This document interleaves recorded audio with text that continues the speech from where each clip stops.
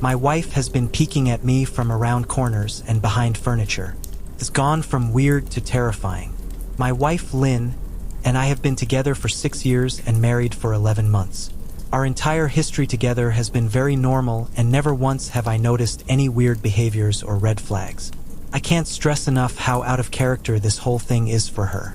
Lynn is very kind, intelligent, and thoughtful. She's always been the no-nonsense type of person. Being childish or trying to scare me is not something she'd normally do. She doesn't even like watching horror movies. When we first started dating, she agreed to watch The Shining with me because she knew how much I loved horror. She was so scared that she didn't even make it through half of the movie before we had to turn it off. She isn't into anything creepy and has never been into pranks. It's just not her cup of tea, and that's fine. But that's what was so strange about this. It's just so unlike her. I should also add that she never had any mental health issues, and as far as I'm aware, it doesn't run in her family. I know some people are able to hide their mental health problems, but in the 6 years we've been together, I think I'd have seen some sort of sign.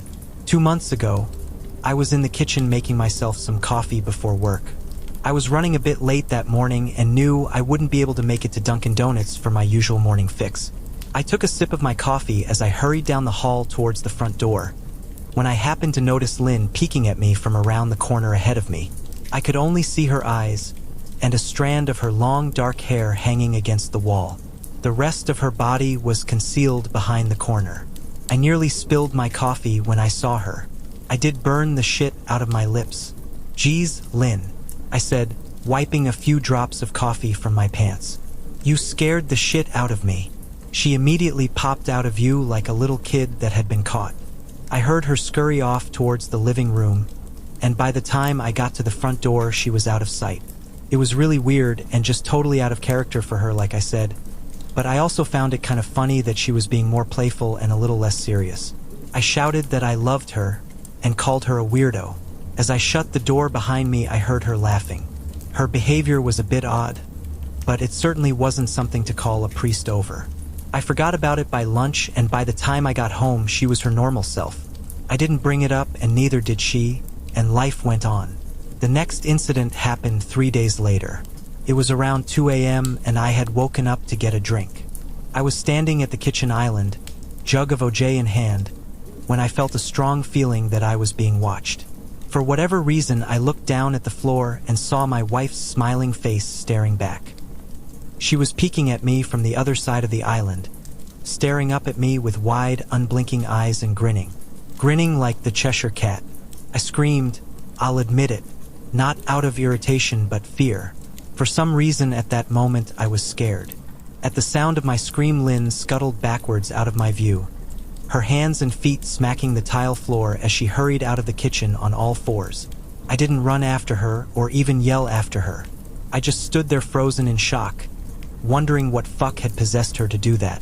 It took me a little longer than I'd like to admit to go back upstairs, but I eventually did. When I got to our bedroom, Lynn was lying on her side, asleep, or at least pretending to be. I stood there for a while, watching her breathing to be sure she really was asleep. I had the feeling she might jump out at me the moment I got into bed, but she didn't. I climbed into bed and she didn't even move. Her breathing was soft and deep, and I was starting to wonder if I dreamt the whole thing. The next morning, I waited for her to come down for coffee, and after handing her a mug and kissing her cheek, I decided to ask her about it. "What was that about last night?" I asked, keeping my tone light so I didn't offend or embarrass her. She frowned over her cup of coffee, shaking her head like she had no clue what I was referring to. "You were peeking at me again, from over there," I said, pointing to the spot on the floor by the kitchen island. She followed my gaze, and when she looked back at me, she burst out laughing. She laughed so hard that I couldn't help but join her. "You creep me the fuck out sometimes. You know that?" I said. She giggled and set her cup on the counter and wrapped her arms around my neck. "You creep me out all the time, so I guess we're even," she teased. We said our goodbyes and left for work. As I drove, I kept thinking about how creepy it had been seeing her grinning at me from behind the island like that. The sounds her hands made on the floor as she crawled away. I told myself she was just trying to be silly, just trying to join me in my love of all things horror.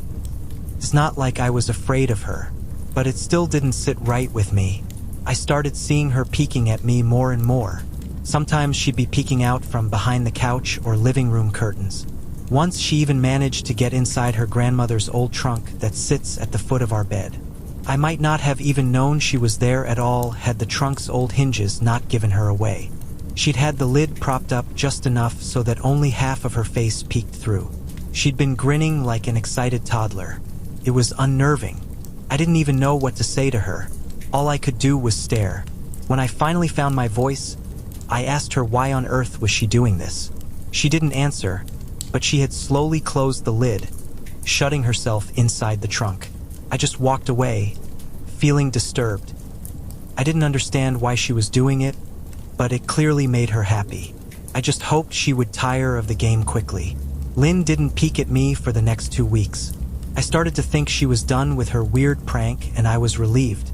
We were watching a show on Netflix one night, and I jokingly said that I hadn't seen her peeking at me lately, and that she must have given up on her spy game. She looked up at me with a small smile and said, "Maybe I've just gotten better at it." I didn't say anything, but I wondered whether or not she was joking.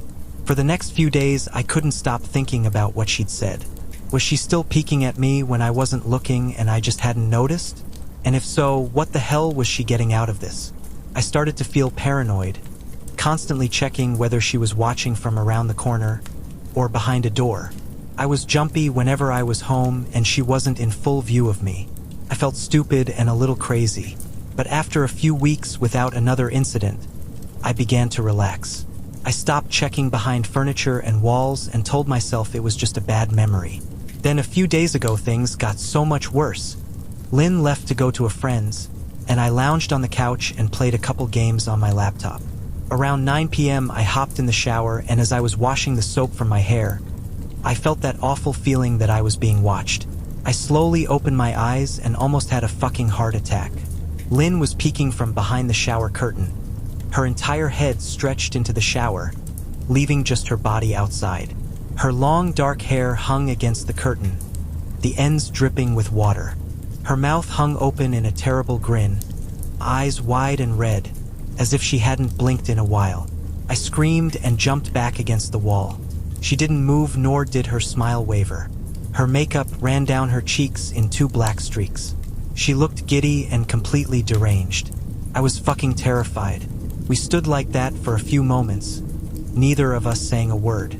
Finally, after what felt like forever, she slowly pulled her head back out of the shower, and I watched her blurry figure through the curtain as she moved backwards towards the bathroom door. A second later, the bathroom door slammed shut, hard enough to rattle the mirror. I screamed again and jumped out of the shower to lock the door. I stayed inside the bathroom for over an hour. Maybe I overreacted to some of you, but joke or not, I wasn't gonna put up with the crazy shit anymore. That's what I kept telling myself as I paced in my bathroom, stopping to listen at the door every few minutes.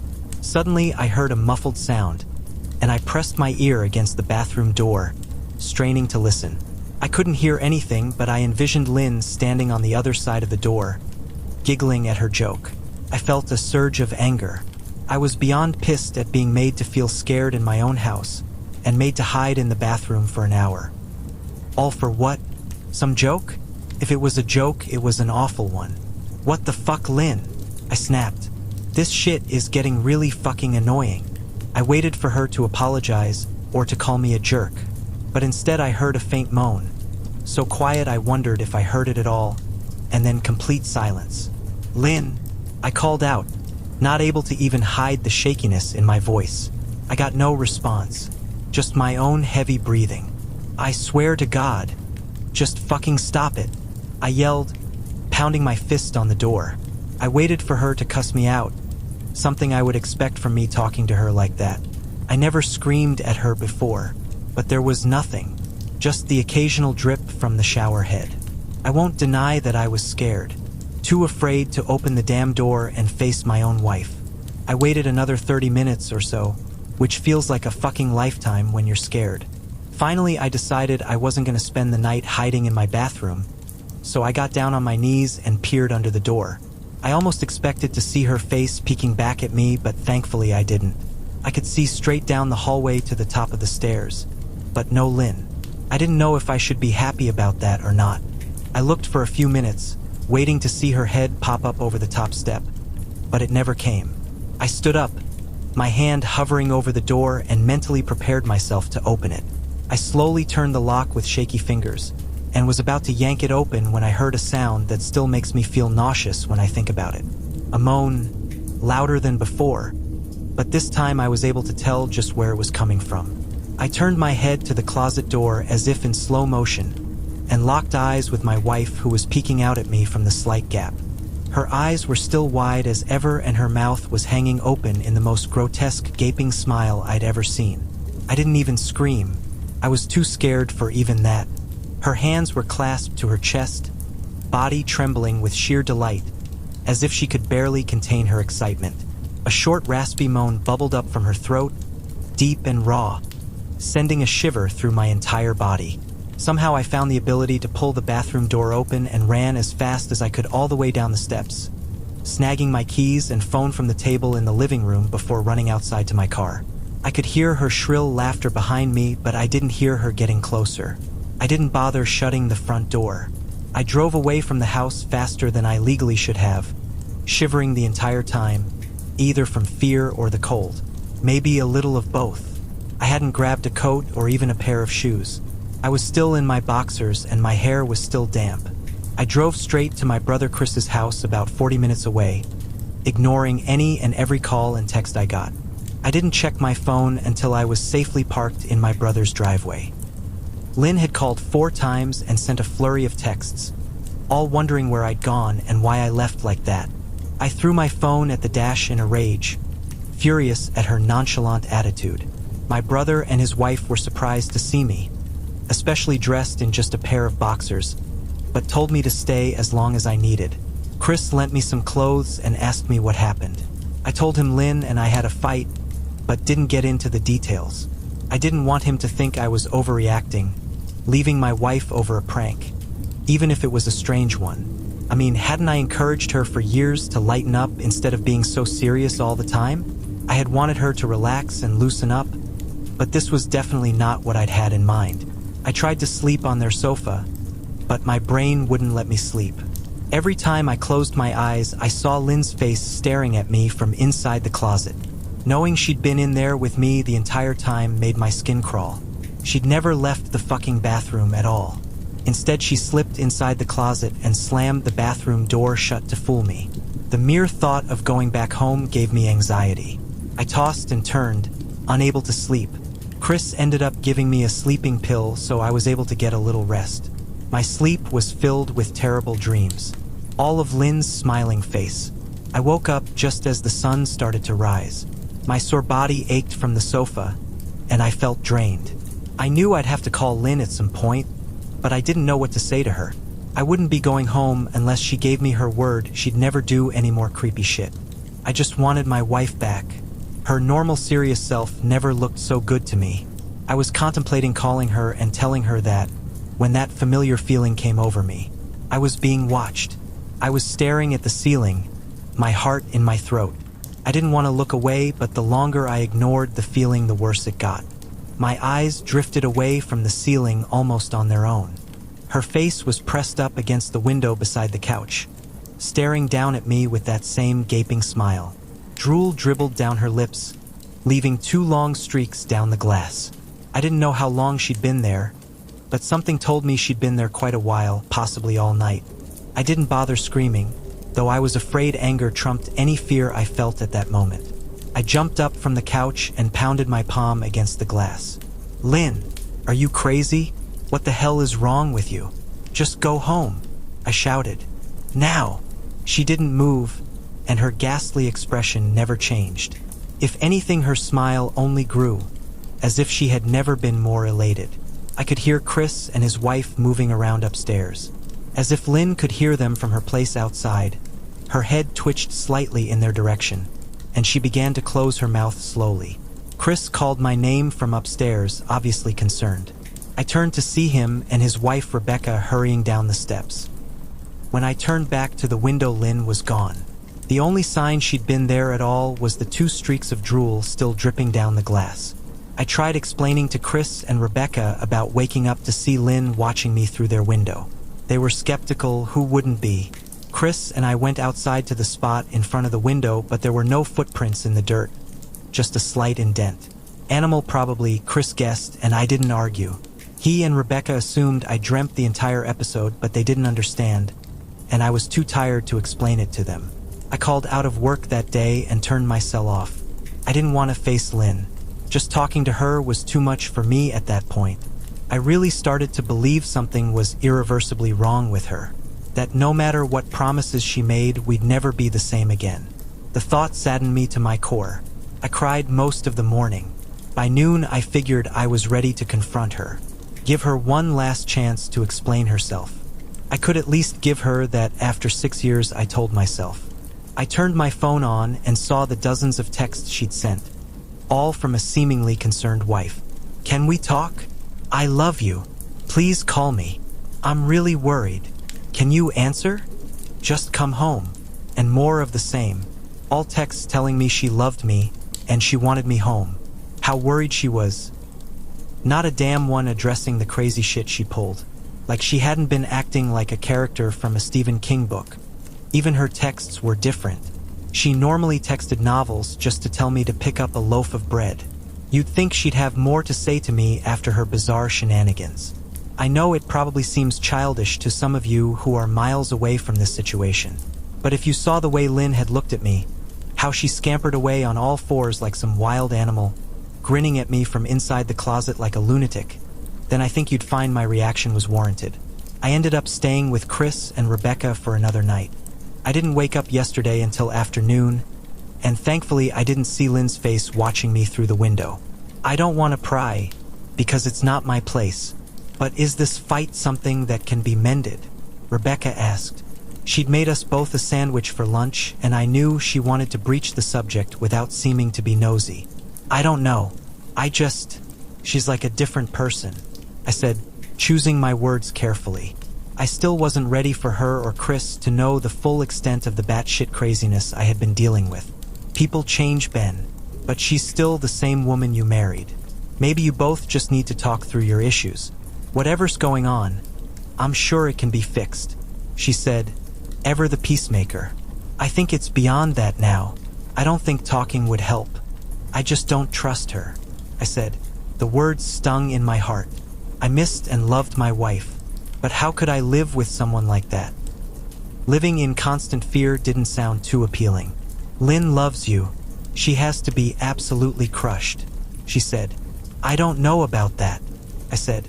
Well, she certainly seemed like it to me. I've never seen her so upset. Very much unlike the Lynn I know, Rebecca said, shaking her head sadly. It took a full minute for her words to really sink in, and when they did, I felt dread worming its way through my skin. Wait, what do you mean? You saw her? You saw Lynn? I asked, my mouth suddenly dry.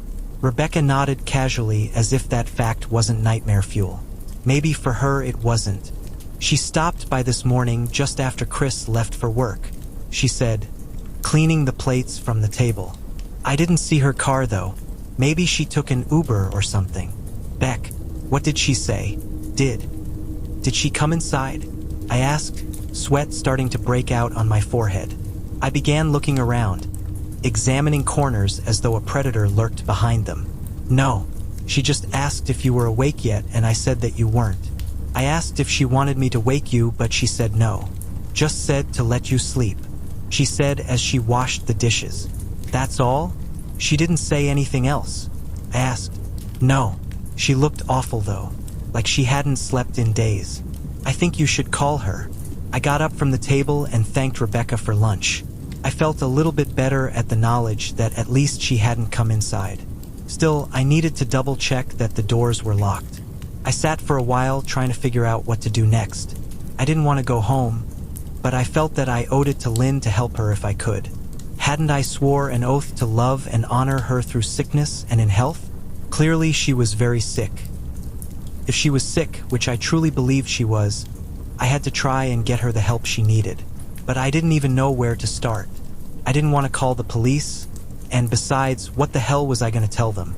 That my wife was peeking at me? That she was being creepy? As bizarre as she'd been, she still hadn't committed any crime. Not yet anyway. The police would have probably said that I was overreacting. But this wasn't some prank. Felt wrong. Dangerous even. Like something sinister lurked beneath her smile. I knew as her husband I was well within my rights to have her committed. But what if she simply acted normal in their presence? She'd obviously been able to fool Rebecca into thinking she was just a concerned wife.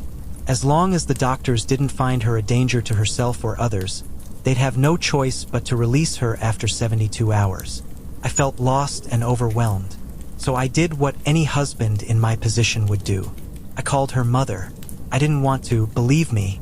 Her mother, Marianne, and I were never on the best of terms. We'd never fought or anything like that. She just wasn't a very warm person and wasn't really easy to get along with. She hardly ever smiled, and when she did, only her lips would move into a thin-lipped smile, leaving her eyes as blank as before. She gave off this aura that felt like she was permanently on the offensive. I'd only met her twice, and both times were for such short visits. I got the impression she didn't approve of me for her daughter. Lynn always ushered us out quickly, as she didn't want me to feel uncomfortable, which I was grateful for. Being in her mother's company felt almost unbearable, like walking on glass. I was glad when we moved 3 states away so we didn't have to see her often. I was happy to avoid the woman, but I needed her help. I really didn't want to talk to her at all, but I had to talk to someone, and someone who knew Lynn better than I did. So I grit my teeth and did what I had to.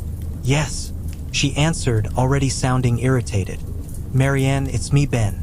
Do you have a minute to talk? I asked. I could hear her cluck her tongue in irritation. I'm in the middle of writing some checks, but if you insist, I suppose I can spare a moment. What is it that you want to discuss, Benjamin? She said. Coolly? It's about Lynn. She's been acting strangely, and I was wondering if you had any idea whether there was something. I was quickly interrupted. It's a bit difficult to follow your rambling, Benjamin. What is that you want from me? She asked. I could almost see her standing there in her thin sweater and slacks, tapping her fingernails impatiently on the table. I wanted to know if you'd ever noticed any odd behavior, or possibly any mental health issues. I asked. There was a long, uncomfortable pause that I couldn't tell was because she was just thinking, or something else. Finally, after a few seconds, she spoke. I'm not sure if this is one of your jokes, Benjamin, but if so, I don't find the humor in it. Now I do have business to attend to, as I've said, so if you don't mind, she said. But I cut her off before she could get rid of me. Marianne, it's not a joke. I'm sincerely concerned about Lynn's mental health. Her behavior has been very erratic lately. I'm very worried about her, and I figured as her mother you would be as well. I said, my frustration evident in my voice. If you're truly concerned, then I suggest you get the health professionals involved. I don't know what you expect of me. She snapped. I could tell she was seconds away from hanging up, and for some reason I was desperate not to let her. I had the feeling that she knew a lot more than she was letting on. Please, if not for me, do it for Lynn. I tried. I heard a faint, shaky intake of breath, as if she were trying to hold her steely persona together but failing.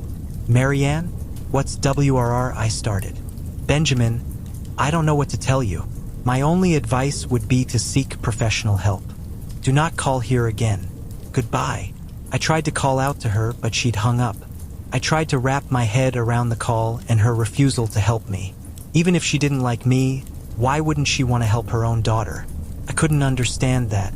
I tried to replay the conversation, desperate to find something I missed. After a while, I almost gave up, until I remembered her last words to me. Seek professional help. She'd said those words with a bit of urgency. I could have just been grasping at straws, but no. I was sure her voice had changed ever so slightly when she'd said that, as if they were very important. What had she meant? I assumed she'd been referring to medical professionals, but maybe she was referring to someone else. Someone that she didn't, for some reason, feel comfortable saying directly. Or maybe I was just desperate. I waited for Chris to get home, and after a very long and exhausting conversation with him and Rebecca, I convinced them that Lynn truly needed psychiatric help. I didn't tell them everything. I wasn't prepared to go into it yet, but I told them about our last encounter. How she'd hidden in the bathroom, peeking at me from the closet. They were obviously shocked, but thankfully they believed me. They too just wanted to help her. Still, they didn't think it was all that serious. Weird, maybe, but not dangerous. They just kept saying that Lynn had to be playing some kind of weird joke. Maybe for YouTube, Rebecca offered, if only half-heartedly. Chris didn't think we should involve the police just yet.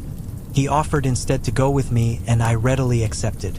He reasoned that calmly talking to her, trying to coax her into going willingly, was the best recourse. I agreed to do it his way. At least I wouldn't be going into that house alone. We drove over this morning, just after breakfast. There was no way I was going at night. When we pulled into the driveway, my stomach began doing somersaults. Her car wasn't there, but I still didn't let my guard down.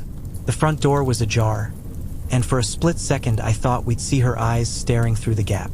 I was shaking and starting to sweat. Chris, however, was fine. He waited for me to open the door, his hands in his pockets like he was going on a fucking stroll through the park. I envied his ignorance. I pushed the door open and was immediately hit with the stench of rot. Chris smelled it too, and he walked in the house behind me with his nose scrunched up. "What do you guys use to clean the floors around here?"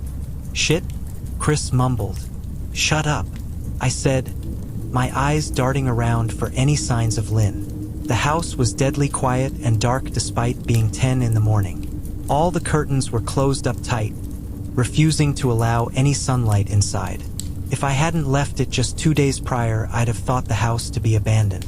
We moved through each room, carefully checking any place that she might hide, occasionally calling her name. "Why the fuck are you looking under the couch?" Chris asked eventually. "Aren't we looking for your wife?" He was looking at me like I was a moron. "Let's just go upstairs," I whispered. He shook his head but followed me up the stairs to check the bathroom and spare bedroom. On the way up, my shoes crunched over pieces of glass that looked to be littered over a few of the steps. I noticed that one of Lynn and my wedding portraits that hung on the wall along the staircase had been smashed. The frame hung crookedly, all the glass removed. I stared at the picture, a lump forming in my throat. We had taken the photo just after leaving the church, after saying our vows. She looked so beautiful in her white gown. I looked at Lynn's beautiful face. I never dreamed her face would ever be a source of terror for me. We climbed the rest of the steps and checked the spare bedroom, but it looked completely untouched. I was hesitant to go into the bathroom, my fear from that night coming back to me all at once. Chris noticed and offered to go in by himself, but I couldn't let him do that. So we walked in together, checking the closet and the shower. The bathroom looked as if it hadn't been touched since the night I left. "I don't think she's here, Ben. Why don't you pack some clothes and we'll try coming back tomorrow or something?" Chris said. I nodded and went into our bedroom and shoved some clothes into a duffel bag. When I checked inside our closet, I came across the source of the smell and gagged. Chris took one look and lost all color in his face. He had to go stand by the stairs to get away from the sight and smell. I gazed down in shock at what lay inside my bedroom closet. Soaking into the rug were at least a dozen eyeballs, all carefully laid out in pairs. Some were as large as a quarter, while others were as tiny as a marble. I stared down at the eyes she'd collected from small animals, and I wondered how she'd gotten them, and shuddered at the thought. Man, I thought I had it bad with Becca's shoe addiction. But fuck me, your wife's in here collecting eyeballs. Chris said, gagging. Ben, I think we should go, he called from the hall. I'm getting nauseous. All right. I grabbed my duffel and shut the closet door on my new nightmare. I stepped out into the hall and took a deep breath of air. I could taste the rot on my tongue and I couldn't help but gag. Who the fuck lines up eyeballs in their closet like that? Chris mumbled. I tried to tell you she needed help, I said. She doesn't need help, Ben. She needs a fucking exorcist, he said. You coming or what? I can't stand the smell any. His words died in his throat, and his eyes grew wide with fear. I didn't ask him why.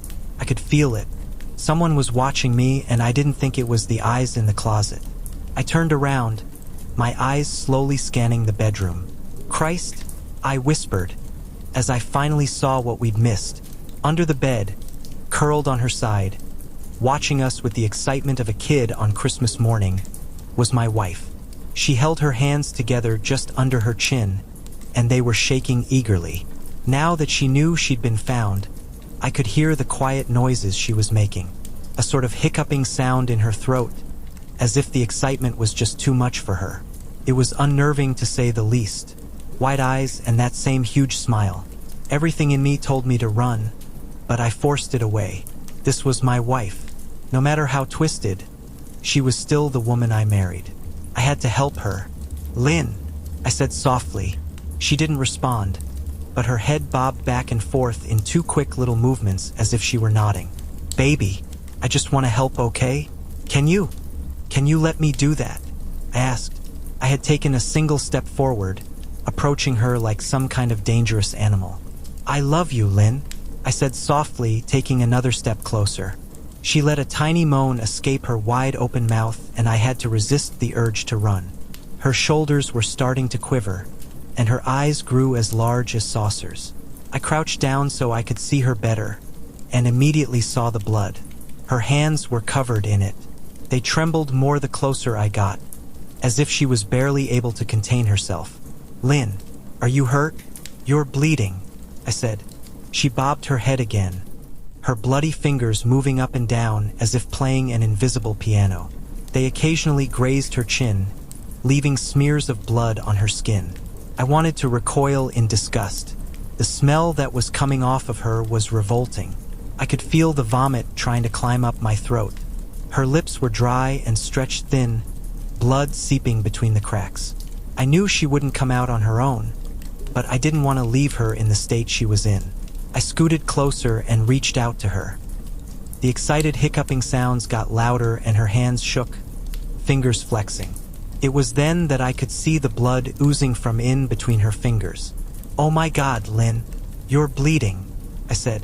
Instinctively, I reached out to take her hand, but before I could even touch her, her hand sprang out towards me. A sharp pain shot through my arm and I fell back on my ass. My arm burned, and I could see the blood dripping down onto the carpet. I looked back at her in shock and saw her grinning madly, her fingers clutching a large shard of glass. "You all right in there?" Chris asked from behind me. I turned my head slightly and nodded to him, cradling my arm to my chest. When I turned back to face Lynn, I saw that her focus had shifted. She wasn't looking at me anymore, and she wasn't smiling anymore either. She was staring past me, her eyes glaring at Chris the way a hungry lion might stare at an antelope. Her mouth was still hanging open, but it was twisted into a snarl. I got to my feet and began walking backwards down the hall, afraid to take my eyes off her. "Are you bleeding?" Chris asked. The moment the words left his mouth, Lynn started fast, scooting out from under the bed, the glass shard still in her fist. "Chris, run. Go!" I yelled. He must have been too afraid to move because a second later I felt my back bump into him. He was still standing at the top of the stairs, staring at the horror that was my wife. Lynn had crawled completely out from under the bed and stood in the bedroom doorway, her face twisted in rage. Her whole body was visibly tense. Blood ran down her fingers and onto the floor. "Jesus, Lynn," Chris said. You, playing hide and seek?" I reached back and pushed him towards the steps. "Move your ass, Chris," I said as quietly but firmly as I could. Lynn bobbed her head in fast, sharp motions and began to grin, stretching her mouth open wider and wider so that her chin seemed to touch her chest.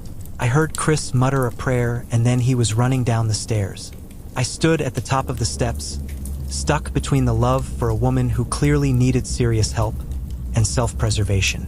"I only want to help," I said, choking back tears. Her eyes focused on me once again as she slowly lifted the glass, holding it out in front of her. And then she started sprinting towards me, grinning with utter excitement. Thankfully, my body took over and I flew down the stairs, skipping 2 or 3 at a time. I made it to the front door before I felt her leap onto my back, wrapping her arms around my neck, her open mouth next to my ear, so that I could hear those terrible hiccuping sounds up close. I shook her off me, knocking her to the floor. I felt a searing pain in my back as she went, but I tore open the front door and bolted to my car. Chris was standing in the front yard, talking on the phone with the police. I didn't say a word. I just ran to my car and jumped in. Chris took the hint and followed me, still on the line with 911. I watched the rearview mirror, sure I'd see her there, running after us. But I never did. I went straight to the ER and got 11 stitches in my arm and 3 on my back. The police asked a lot of questions and went back to the house to do a search, but of course, Lynn wasn't there. They advised me to stay with a friend or relative for a while and to file a restraining order as soon as I could, but none of those things would matter. Somehow I just knew. I dropped Chris off at home and went to a motel an hour away. I wanted to put as much distance between me and Lynn as I could. This is where I've been for the last 4 hours. I thought maybe the police would find her. Maybe they'd get her the help she desperately needs. But now I don't think so. Because 40 minutes ago, I got a text from an unknown number. Just 3 words. "I found you," and a picture attached. The picture was dark and grainy, but I instantly knew what it was. There was no mistaking my wife's eye. I started typing this out immediately after. I don't know what to do. I'm alone and scared, and I can't help but feel that I'm being watched.